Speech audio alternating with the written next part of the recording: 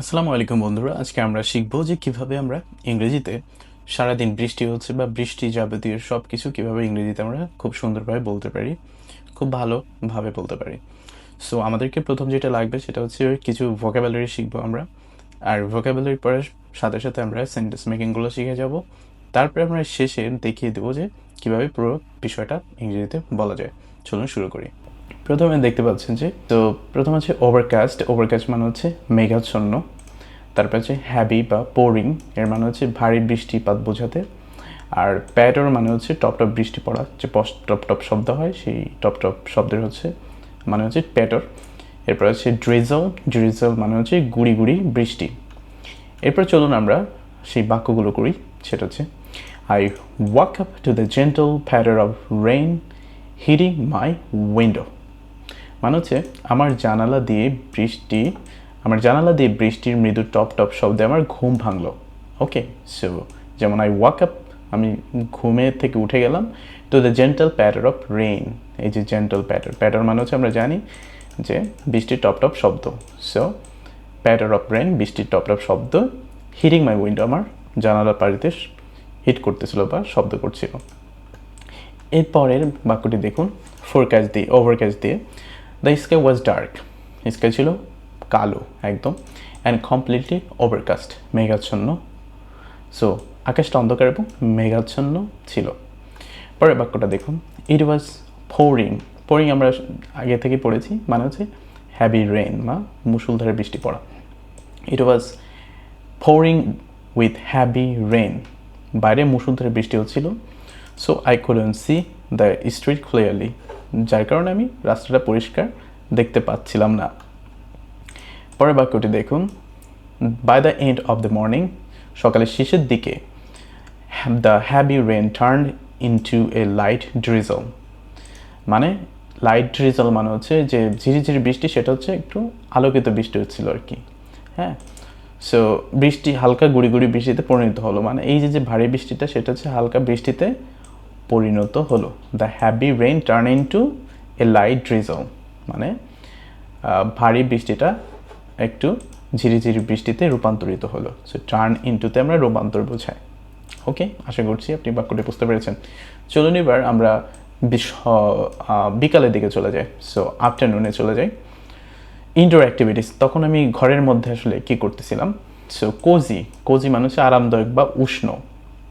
তারপরে আছে Starc inside, মানে হচ্ছে ঘরের ভেতরে আটকে থাকা। এরপর হচ্ছে ব্রেউ, মানে চা বা কফি তৈরি করা। তারপর হচ্ছে ক্যাচ আপ অন, মানে বাকি থাকা কাজ বা বিনোদনের সময় দেওয়া। এরপর হচ্ছে রিল্যাক্সিং, আরামদায়ক। অলরাইট, তো চলুন এগুলো দিয়ে কিছু বাক্য আমরা গঠন করে ফেলি। Since I was stuck inside because of the rain, যেহেতু আমি বৃষ্টির কারণে ঘরের ভেতরে আটক ছিলাম বা আটকে ছিলাম, I decided to brew a hot cup of tea, তাই আমি এক কাপ গরম চা বানানোর সিদ্ধান্ত নিলাম। So I decided to brew, বানাতে a hot cup of tea. Alright, so get stuck মানে হচ্ছে আটকে থাকা। Since I was stuck inside because of the rain. Okay, so যেহেতু আমি ঘরের মধ্যে বৃষ্টির কারণে আটকে ছিলাম। সো গেল এটা। পরের বাক্যটি দেখুন, I spend a very relaxing afternoon. আমি তো I spend a very relaxing afternoon reading my favourite বুক। আমি আমার প্রিয় বইটি পড়ে খুব আরামদায়ক একটি দুপুর কাটালাম। ঠিক আছে, সো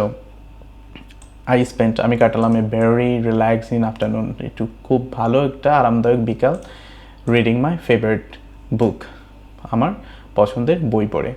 গেল।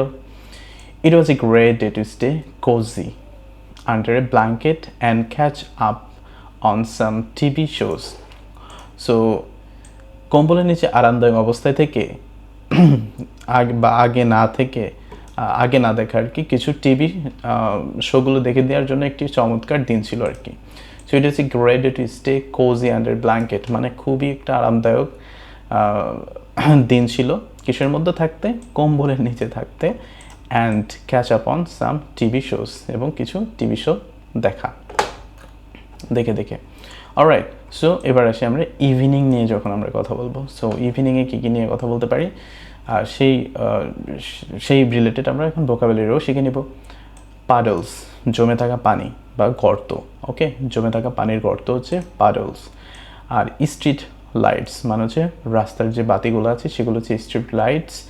আর কমফোর্ট ফুড মানে হচ্ছে তৃপ্ত দেয় এমন সমস্ত খাবার। আর স্টিমি মানে হচ্ছে গরম ভাপ ওঠা, যেটা আমরা বুঝাই। আর চিলি মানে হচ্ছে ঠান্ডা বা কনকনে। ওকে, সো এগুলো দিয়ে আমরা এখন সেন্টেন্স মেকিং করব। ইন দ্য ইভিনিং, বিকালে, ওকে, বা সন্ধ্যায়, সরি, ইন দ্য ইভিনিং, সন্ধ্যায়, the rain left large puddles all over the sidewalk, মানে পুরো ফুটপাতে কী হয়েছিল, গর্ত তৈরি করেছিল। কি, হ্যাভি রেন, এই যে রেইন, বৃষ্টিটা হয়েছিল, সো এই বৃষ্টির কারণে একটা large puddles all over the সাইডওয়াক, একদম পুরো ফুটপাথটা ভরে গিয়েছিল গর্তে। ওকে, সো সন্ধ্যায় বৃষ্টির কারণে পুরো ফুটপাথ বড় বড় পানির গর্তে তৈরি হয়েছিল। আচ্ছা, এটা গেল, আমরা প্যাডলস পাইলাম। এখন হচ্ছে দ্য স্ট্রিট লাইটস, ঠিক আছে।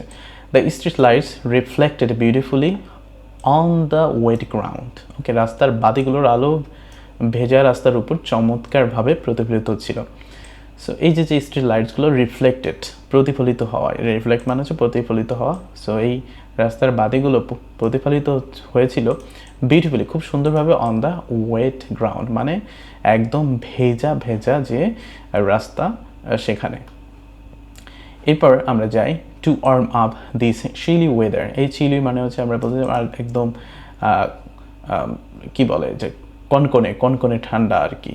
So to warm up in this chilly weather, এই চিলি ওয়েদারে, ঠান্ডা কনকনে ওয়েদারে আমরা একটু ওয়ার্ম আপ করতে কি করেছি, I cooked a steamy bowl of soup as my comfort food. আমি রান্না করেছি স্টিমি ফুড, মানে হচ্ছে ওই যে ভাপ উঠে যেসব খাবার, ঠিক আছে।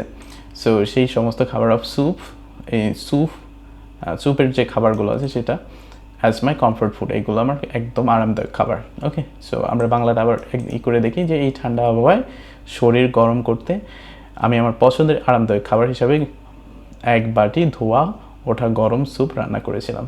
সো গেল আমি কি করছিলাম সেই অ্যাক্টিভিটিস। এরপর হচ্ছে আমার এই বিষয় নিয়ে ফিলিংটা কি, দ্য ওভারঅল মুডটা কেমন, সেটা আমি এখন বিশ্লেষণ করব। সো এই কারণে আমারও কিছু ওয়ার্ড দরকার আছে, যেমন পিসফুল মানে হচ্ছে শান্তিময়, গ্লুমি বিষণ্ণ বা অন্ধকারচ্ছন্ন, রিফ্রেশ মানে সতেজ, এবং কজি আরামদায়ক। অলরাইট, তো এগুলো দিয়েও কিছু বাক্য আমরা গঠন করে ফেলি। The sound of the rain made the whole day feel incredibly peaceful. বৃষ্টির শব্দ পুরো দিনটিকেই অবিশ্বাস্য রকমের শান্তিময় করে তুলেছিল। The sound of the rain, এই বৃষ্টির শব্দ, মেড দ্য হোল ডে, পুরো দিনটাকে তৈরি করেছিল ফিল ইনক্রেডিবল পিসফুল, খুবই অবিশ্বাস্য রকমের শান্তিময়। Okay, sometimes rainy days look gloomy, হ্যাঁ, কখনো বৃষ্টির দিনগুলো বিষণ্ণ মনে হয়, গ্লুমি মানে হচ্ছে বিষণ্ণ। But they actually make me feel refreshed and cosy, কিন্তু বাস্তবে এগুলো আমাকে একদম সতেজ এবং আরামদায়ক অনুভূতি দেয়। সো সতেজ অ্যান্ড আরামদায়ক হচ্ছে রিফ্রেশ অ্যান্ড কোজি, সতেজ এবং আরামদায়ক ফিল দেয়। ওকে, গেল আমাদের এইটা। এখন আমরা যেটা করব, পুরো এই যে আমরা ওয়ার্ডগুলো শিখলাম, সেই ওয়ার্ডগুলো এবং সেন্টেন্স মেকিং করলাম, এখন সবগুলো আমরা একসঙ্গে কীভাবে বলতে পারি সেরকম একটা প্যারাগ্রাফ আকারে আমি আপনাদেরকে দিয়েছি। এটা আপনারা বারবার মুখস্থ করবেন, মুখস্থ না, আপনারা এটা পড়লেই বুঝতে পারবেন, অ্যান্ড বাকিগুলো তো শিখলেন। সো এইভাবে আপনি প্র্যাকটিস করতে হবে, আপনি তো হুট করে পেরে যাবেন না। সো এটা যখন আপনি প্র্যাকটিস করবেন তখনই পারবেন। আর ওয়ার্ডগুলো তো আপনাদেরকে শিখাই দিলাম, সো সেন্টেন্স মেকিংও জানাই দিলাম। সো একবার আমরা এটা পড়ে ফেলি, ঠিক আছে, যে ওগুলো সব কিছু একসাথে করলে কেমন হয়। Alright, so I woke up to the gentle patter of rain against my window. দেখেন সব সেন্টেন্সগুলো এখানে। The sky was completely overcast and soon it started pouring with heavy rain. Since I was stuck inside, I decided to brew a hot cup of tea and spend a relaxing afternoon reading a book. By evening, the rain slowed down to the light drizzle, leaving large puddles on the ground. The street lights reflect beautifully on the wet pavement. So এখানে হচ্ছে সাইডওয়াক ছিল, এখানে পাভমেন্ট করে দিচ্ছে। যাই হোক, একই জিনিস। The beat the chilly weather, ওখানে ছিল যে রিমুভ অফ সামথিং, এখানে বিট দিচ্ছে আর কি। So beat the chilly weather, I steamy bowl of soup as my comfort food.